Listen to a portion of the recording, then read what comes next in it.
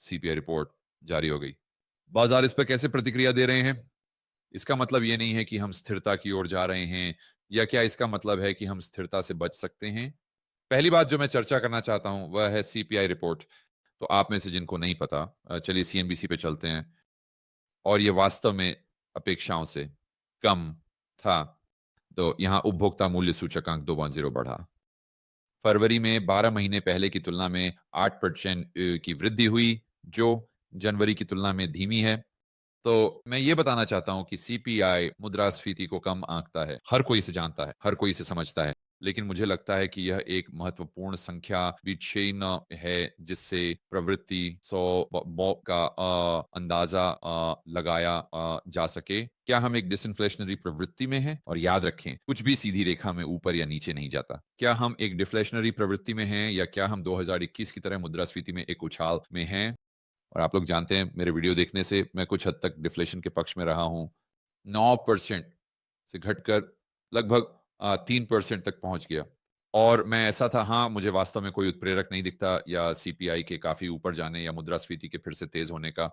और फिर मैं ये भी नहीं देखता कि हम इस डिसइंफ्लेशनरी चक्र को क्यों जारी रखेंगे, जब तक कि अगर हमें वही देखने को मिलता है जो हमने सर्वेक्षण के दौरान देखा था, तो मैं मुद्रास्फीति के फिर से तेज होने की ओर अधिक झुकूंगा। या फिर हमें एक मंदी मिलती है, कुछ ऐसा जो आर्थिक उत्पादन समग्र मांग को कम करता है, जैसे बेरोजगारी दर का बढ़ना। और फिर ठीक है, अब मैं डिसइंफ्लेशनरी कैंप की ओर अधिक झुक रहा हूं, जिसका मतलब है कि मुझे आश्चर्य नहीं होगा अगर सीपीआई फेड के 2% लक्ष्य से नीचे चला जाए। और इस बीच जब तक हमें उनमें से एक मवेशी नहीं मिल जाता, तो मैं ऐसा था, मुझे नहीं पता। मेरे लिए मेरा आधार मामला ये है कि हम बस 2.5 और 3.5 के बीच तैरते रहेंगे। तो ये वास्तव में पिछले चलिए इसे 1 साल कह लेते हैं, इस तरह से खेला गया है। लेकिन हम 2.8 पर वापस चले जाते हैं। अपेक्षाएं 2.9 की थीं। तो ये नीचे की ओर एक बड़ा नुकसान नहीं है। लेकिन आप जानते हैं, क्या यह एक नीचे की ओर प्रवृत्ति है? क्या ये सिर्फ शोर है? हम 2.4 से 3 तक जाने के बाद प्रवृत्ति को फिर से ऊपर की ओर जारी रखेंगे। मुझे सच में नहीं लगता कि आप यह निष्कर्ष निकाल सकते हैं कि यह एक या दूसरा है। मुझे बस लगता है कि कुछ भी सीधी रेखा में ऊपर या नीचे नहीं जाता। अगला मुख्य चर्चा बिंदु स्टील और एल्यूमिनियम पर टैरिफ बुधवार से लागू हो गए। अर्थशास्त्रियों को डर है कि बढ़ता व्यापार युद्ध मुद्रास्फीति पर प्रगति को रोक सकता है या उलट सकता है। तो मुद्रास्फीति पर जो प्रगति वे संदर्भित कर रहे हैं वह सीपीआई का 3% से घटकर 2% होना है। 2% तक। अब हम मुद्रास्फीति के कुछ विवरणों पर चर्चा करने जा रहे हैं, और ईमानदारी से ये समझ से परे है और कि वे इस 2.8 संख्या तक ही कैसे पहुंच सकते हैं। और फिर मुझे लगता है कि यह इसे कम करके आंकता है। मुझे लगता है कि प्रवृत्ति, हम इससे डेटा को आगे बढ़ा सकते हैं और कह सकते हैं ठीक है, प्रवृत्ति शायद नीचे की ओर है, लेकिन मुझे नहीं पता कि वे इस 2.8 संख्या तक कैसे पहुंचते हैं उन अन्य डेटा बिंदुओं के आधार पर जो वे 2.8 प्राप्त करने के लिए अपने फॉर्मूले में उपयोग करते हैं। सही है, तो अंडे, यहां कोई आश्चर्य नहीं है कि फरवरी में अन्य श्रेणियों में सबसे उच्च मुद्रास्फीति दर देखी गई। बिल्कुल, यहाँ एक लड़की अंडों की जांच कर रही है। मुझे नहीं पता कि हर कोई अपना खुद का चिकन क्यों नहीं खरीदता, लेकिन हम इसे किसी और वीडियो के लिए छोड़ देंगे। तो मुख्य बात यह है कि साल दर साल कीमतों का विश्लेषण। तो जब मैं 2.8 कह रहा था, तो वह साल दर साल है, असली महीने दर महीने 0.2 था, जबकि अपेक्षाएं 0.3 की थी। तो आप देख सकते हैं, सभी वस्तुओं को मिलाकर हमारे पास 2.8% है। घर पर खाना, और यह साल दर साल 1.9% है। बाहर का खाना 3.7% है, और सभी वस्तुएं, खाद्य और ऊर्जा को छोड़कर 3.8% हैं। लेकिन यहां मैं गणित के मामले में थोड़ा अस्पष्ट हूं, कम से कम कहने के लिए। अब मैं लगभग हाई स्कूल से फेल हो गया था, जैसा कि आप में से अधिकांश जानते हैं। मैंने कभी भी कोई अर्थशास्त्र की कक्षा नहीं ली, ना ही कोई वित्त की कक्षा।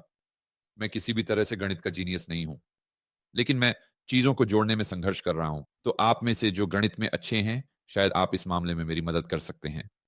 तो कुल बास्केट में सबसे अधिक वृद्धि अंडों की थी, जैसा कि मैंने कहा 58.8%, 58.8%। लेकिन दूसरा बीफ रोस्ट 9.5। ये ऐसा नहीं है कि ये कम है। Coffee 8.6, ground beef 7.8। आप संतरे तक सब कुछ देख सकते हैं। 2.8 पर तो जो उन्होंने हमें यहां दिखाया है, उसमें सबसे कम वृद्ध 2.8% थी, जबकि सबसे अधिक 28.8 थी। लेकिन फिर भी औसत 19 है।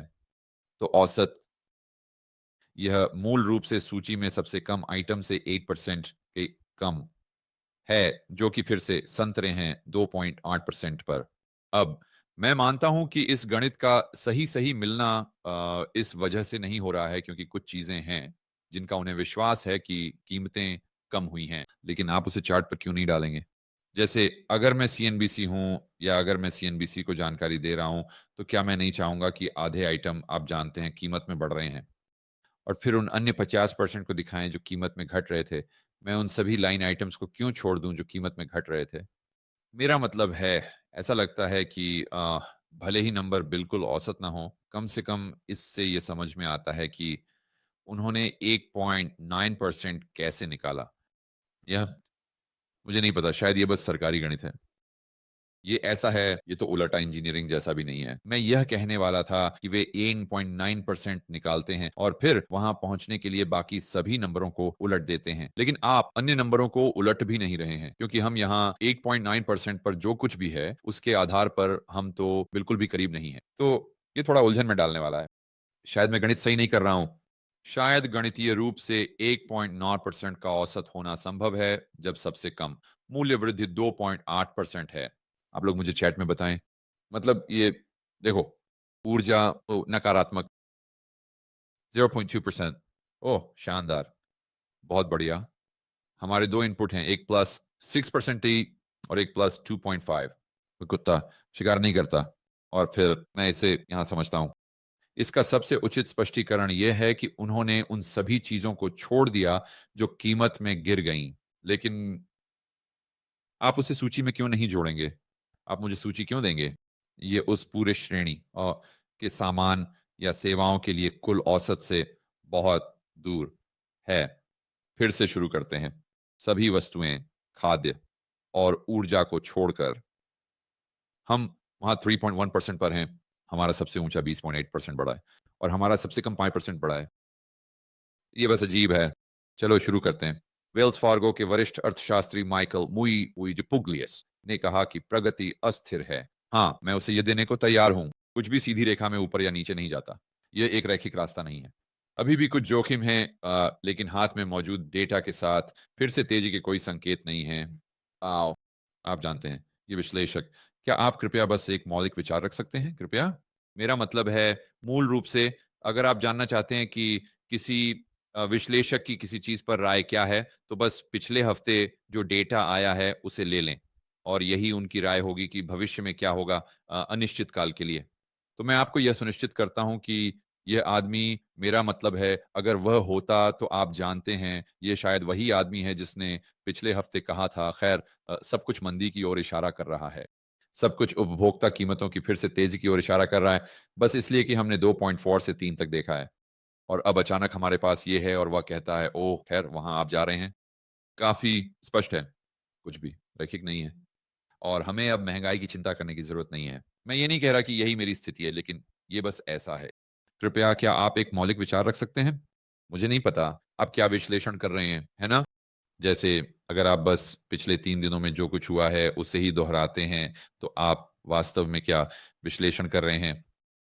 मुझे लगता है कि यही तरीका है जिससे वे अपनी नौकरी बनाए रखते हैं। ये सबसे महत्वपूर्ण बात है। और मैंने इस बारे में दूसरे दिन बात की। क्रिस आयरन्स, यह ऐसा है जैसे वे बात कर रहे हैं कि केंद्रीय बैंक दीर्घकालिक में 2% वार्षिक दर का लक्ष्य रखता है।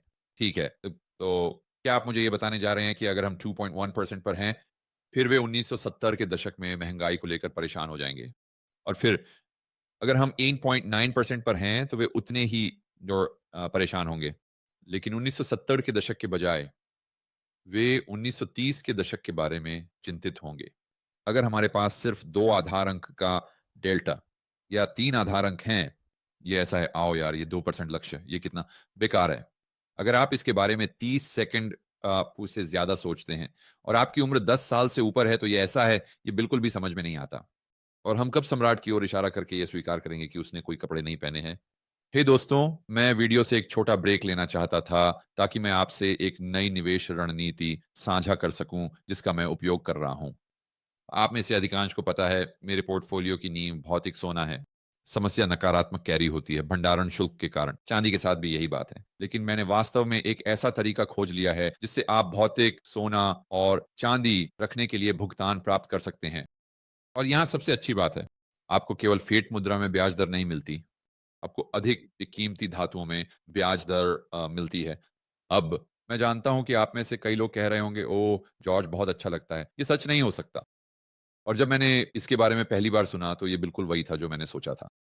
यहाँ की कहानी है, मुझे बहुत सारे व्यवसाय आते हैं और कहते हैं जॉर्ज कि आपके वीडियो को स्पॉन्सर करना चाहते हैं। आम तौर पर मैं उन्हें मना कर देता हूँ क्योंकि यह वास्तव में एक अच्छा मेल नहीं होता। लेकिन मेरे पास एक कंपनी आई थी जो मॉनेटरी मेटल्स कहलाती है। और जब वे मुझे अपने व्यवसाय मॉडल के बारे में बता रहे थे तो मैंने सोचा ये तो बिल्कुल आसान है। वास्तव में ये इतना अच्छा लग रहा था कि मैंने खुद एक खाता खोला और ये बहुत अच्छे से चल रहा है। तो मैंने कहा ठीक है, कुछ वीडियो को स्पॉन्सर करें क्योंकि ये एक सेवा है। मुझे लगता है कि यह मेरे दर्शकों के लिए बेहद फ़ायदेमंद होगा। तो ये कैसे काम करता है? आप उनके साथ एक खाता खोल सकते हैं और इसे अपने मौजूदा कीमती धातुओं से फंड कर सकते हैं या आप सीधे उनसे खरीद सकते हैं जो आमतौर पर स्पॉट प्राइस से थोड़ा कम 1% के आसपास होता है। और अभी जैसे हम इस प्लेटफ़ॉर्म पर बात कर रहे हैं, यहाँ लगभग 4% ब्याज मिलने के अवसर हैं। तो फिर से ये फ़िएट मुद्रा में नहीं है। वे आपको अतिरिक्त कीमती धातुओं में भुगतान कर रहे हैं। तो अगर आप उनके पास मान लीजिए 100 ऑन्स से सोना जमा करते हैं, तो साल के अंत में आपके पास 104 ऑन्स सोना होगा। तो उन हज़ारों निवेशकों में शामिल होने के लिए, जिनमें मैं भी शामिल हूँ, जो भौतिक सोना और चांदी रखने के लिए भुगतान प्राप्त कर रहे हैं, आप monetarymetals.com पर जा सकते हैं, /gammon। ये monetarymetals.com/gammon है। तो अब चलिए ट्रंप के टैरिफ के बारे में बात करते हैं। और आप जानते हैं, मुझे ट्रंप के टैरिफ आर्थिक नीति के दृष्टिकोण से पसंद नहीं है या आर्थिक नीति के रूप में आप लोग जानते हैं कि लेकिन क्या वे विशाल महंगाई पैदा करने जा रहे हैं? नहीं, मैं नहीं देखता कि वे ऐसा कैसे करते हैं। जब तक आपके पास M2 मनी सप्लाई या क्रेडिट का विस्तार वास्तव में तेजी से नहीं बढ़ता। दूसरे शब्दों में बैंकों को सहयोग करना होगा। और अगर बैंक वहां हैं और उन्हें केवल जोखिम ही नजर आता है तो वे असली अर्थव्यवस्था को उधार नहीं देंगे। और यह पर्याप्त मनी सप्लाई नहीं बनाएगा ताकि नीचे जाकर वेतन के मामले में उच्च कीमतों का समर्थन कर सके। क्योंकि आपको उन मार्जिन को बढ़ाना होगा या कम से कम वही रखना होगा ताकि वे उच्च वेतन वहन कर सकें। क्योंकि उच्च वेतन पाने के लिए क्या होता है, अगर सप्लायर्स या अगर नियोक्ता कंपनियां व्यवसाय अगर वे अधिक कुल राजस्व नहीं कमा रहे हैं तो वहां आपके पास केवल एक ही चीज है, एक ही चर है, वह है आपके लाभ मार्जिन। लेकिन आपके लाभ मार्जिन केवल एक निश्चित स्तर तक ही गिर सकते हैं, है ना? पहले जब आपको बस कर्मचारियों को निकालना शुरू करना होता था, तो आप बस वेतन बढ़ाते रहकर नहीं रह सकते। और इस वेतन कीमत की चक्रवात को समझें जिसके बारे में वे हमेशा बात करते हैं। आपको उन व्यवसायों को जोखिम उठाते हुए देखना होगा। आपको बैंकों को व्यवसायों पर जोखिम उठाते हुए और उन्हें पैसे उधार देते हुए देखना होगा। और इसलिए आप मैं ये नहीं कह रहा कि ये एक अच्छा चीज़ है। मैं बस ये कह रहा हूँ अगर हम सिर्फ़ ये देख रहे हैं कि कीमतें कैसे बढ़ती हैं और फिर से तेज़ी से बढ़ती हैं, मैं नहीं देखता कि आप इसे कैसे करते हैं जब तक कि आय नहीं बढ़ती। और मैं नहीं देखता कि आप इसे कैसे कर सकते हैं जब तक कि उद्यमियों, व्यवसायियों और बैंकों द्वारा अधिक जोखिम नहीं लिया जाता। और मैं कुछ इस तरह से उपयोग करता हूँ। M2 इसके लिए एक बहुत-बहुत व्यापक प्रॉक्सी है। तो मैं उपभोक्ता मूल्य मुद्रास्फीति को टैरिफ के साथ लेकर इतना चिंतित क्यों नहीं हूँ?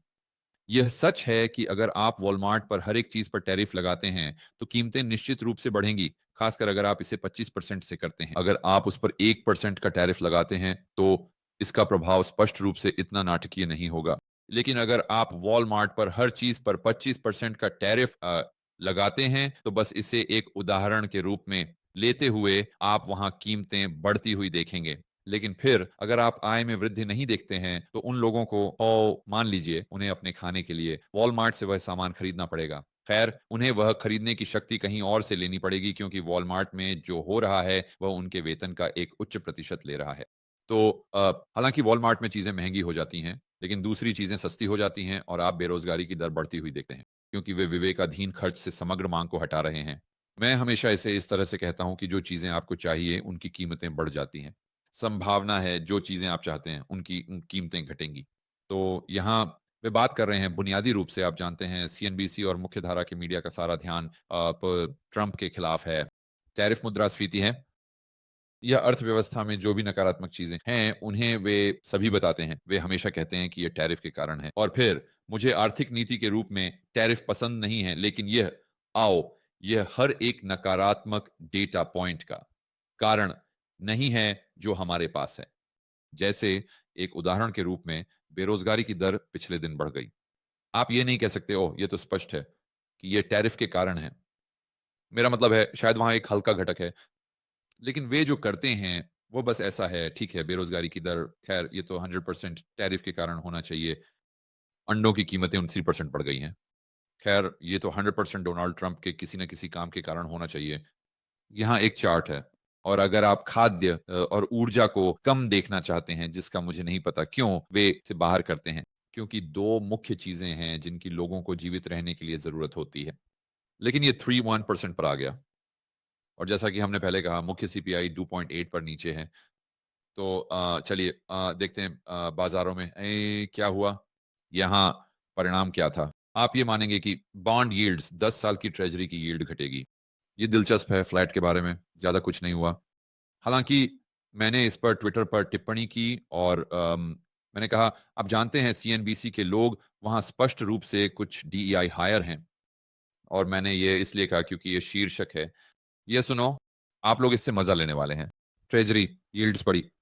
दूसरे शब्दों में सीपीआई रिपोर्ट के बाद यील्ड्स बढ़ गईं, जिससे स्थिरता की चिंताएं कम हुईं। तो मुद्रास्फीति जनित मंदी, दूसरे शब्दों में मुद्रास्फीति लगातार बढ़ती जा रही है, जैसे कि हमने 1970 के दशक में देखा, क्योंकि इसकी संभावना कम है। 1970 के दशक जो संयुक्त राज्य अमेरिका के इतिहास में सबसे अधिक मुद्रास्फीति वाला दशक है, या कम से कम हाल के इतिहास में, तो इसका मतलब है कि यही कारण है कि ट्रेजरी यील्ड्स बढ़ी। बिल्कुल, मैं यहाँ मजाक कर रहा हूँ दोस्तों, यह स्पष्ट रूप से इसके विपरीत है कि, है ना? अगर आप यील्ड्स को स्थिर करना चाहते थे, या अगर आप एक व्याख्या देना चाहते थे यील्ड्स के बढ़ने का कारण, ये नहीं कह सकते कि क्योंकि मुद्रास्फीति की अपेक्षाएं कम हुई। ये तो पूरी बकवास है। तो मुझे नहीं पता कि ये बकवास कौन लिखता है, लेकिन मेरा अनुमान है कि उन्हें योग्यता के आधार पर नहीं रखा गया। बस एक अनुमान, बस एक अनुमान। खैर, बाजारों की बात करते हुए, तो हम लगभग स्थिर हैं, हालांकि नैस्डैक जैसा कि आप उम्मीद करेंगे दूसरों की तुलना में अधिक बड़ा है, क्योंकि ठीक है शायद हम कम ब्याज दरें देखते हैं, शायद फेड फंड्स थोड़े और नीचे जाते हैं, शायद हम वहां एक नरमी देख सकते हैं। और यही कारण है कि नैस्डैक 112 अंक ऊपर है, जो शानदार है। ओको, जब तक कि आप थोड़ा पीछे हटकर नहीं देखते कि नैस्डैक ने हाल ही में क्या किया है। हम एक चार्ट देखेंगे, और आप में से ज्यादातर लोग मेरे वीडियो को देखकर जानते हैं कि वो एक भद्दा चार्ट है, ये नो बुएनो जोन है। तो हम यहाँ 20,000 पर हैं, और फिर हम बस एक खाई में गिर गए, वाइली कोयॉट। और फिर हम थोड़े से उछले, लेकिन मुझे नहीं पता कि क्या मैं लंबे समय तक था नैस्डैक में। मुझे नहीं पता कि मैं आज की कीमतों की गतिविधि में बहुत अधिक आराम पाऊंगा। ये कम निम्न और कम उच्च की ओर देख रहा है, और ये मजेदार है क्योंकि मैं सेंट बर्ट्स में था पार्ट के साथ सप्ताहांत पर, और मैं स्टीव और कुछ अन्य लोगों जैसे ह्यू से बात कर रहा था, और लगभग हर हेज फंड मैनेजर से जिनसे मैं बात कर रहा था वहां वे कह रहे हैं हम नहीं खरीदते। जब एक चार्ट ऐसा दिखता है तो हम बस नहीं करते। जहां तक समग्र बाजार की बात है, तो अगर आपके पास एक ऐसा बाजार है जो नीचे की ओर बढ़ रहा है, दूसरे शब्दों में कम निम्न कम उच्च, तो ज्यादातर बड़े पैसे, कुछ लोग होंगे जो गिरती हुई छुरी को पकड़ने की कोशिश करेंगे, लेकिन जिन लोगों से मैं बात करता हूं वे ज्यादातर ऐसे हैं। ये सिर्फ दशकों में कई अरब डॉलर का संचालन करता था, और इसे बहुत बहुत सफलतापूर्वक किया। वे कहते हैं कि जब वे ऐसा चार्ट देखते हैं, खासकर नैस्डैक का, तो वे किनारे पर होते हैं। वे खेलने नहीं जा रहे हैं जब तक हम इस प्रवृत्ति में उलटफेर नहीं देखते, जहां आप उच्च उच्च और उच्च निम्न देखना शुरू करते हैं। तो मेरा अगला सवाल था, खैर यहां बोली कौन लगाएगा, और उन्होंने कहा यह निष्क्रिय होना चाहिए, यह निष्क्रिय होना चाहिए। और इससे आपको काफी स्पष्टता मिलती है, क्योंकि मैं अभी जेसन हार्टमैन से आवास बाजार के बारे में बात कर रहा था। हम बात कर रहे थे कि कितने चर हैं, और ये बहुत भ्रमित करने वाला हो जाता है क्योंकि यहाँ सभी प्रकार की विपरीत धाराएं हैं, विशेष रूप से 2025 में। लेकिन जब आप नैस्डैक या S&P 500 को अलग कर सकते हैं और आप ऐसे चार्ट को देख सकते हैं और जान सकते हैं कि शायद 90% विवेकाधीन लोग तब तक किनारे पर रहेंगे जब तक वह चार्ट नहीं बदलता। और फिर आप खुद से पूछते हैं, ऐसा क्या होगा जो निष्क्रिय यानी मजबूत खुदरा को इस गिरावट पर खरीदने के लिए प्रेरित करेगा? मैं ये नहीं कह रहा कि ये असंभव है, मैं बस ये कह रहा हूं, जब आप मनोविज्ञान पर विचार करने की कोशिश कर रहे हैं और उस प्रवृत्ति को उलटने के लिए आपको यह सोचना होगा कि वास्तव में क्या खुदरा निवेशक के भीतर लालच को प्रेरित और उत्पन्न करेगा, जहां वे निष्क्रिय में और अधिक पैसा डालेंगे और फिर निष्क्रिय बस बोली को स्वीकार कर लेगा, क्योंकि ये बस माइक ग्रेट की तरह है। कहता है, ये सिर्फ $1 का निवेश है, मैं $1 का शेयर खरीदता हूं। मेरा मतलब है साल का चार्ट बहुत अच्छा नहीं लग रहा है। मेरा मतलब है आप कह सकते हैं शायद यहाँ कुछ समर्थन है, लेकिन मैं कोई तकनीकी विशेषज्ञ नहीं हूँ। मैं बस आपको यह बता सकता हूँ कि जिन लोगों से मैं बात कर रहा हूँ वे यहाँ समग्र बाजारों के बारे में क्या कह रहे हैं। तो वापस आते हैं अन्य बाजारों की बात करें कि चलिए बिटकॉइन और बिटकॉइन पर चलते हैं। 83, तो हम मुझे पता है ये पूरे दिन आगे पीछे हो रहा है, हम स्थिर हैं। वहां का चार्ट भी बहुत अच्छा नहीं लग रहा है। आप जानते हैं ये कुछ ऐसा है जिसकी मुझे उम्मीद थी, नैस्डैक का दिन के लिए थोड़ा ऊपर होना। सोना भी लगभग स्थिर है और तेल वही बात। तो यहाँ वास्तव में ज्यादा हलचल नहीं है, भले ही सीपीआई अपेक्षा से थोड़ा कम आया हो।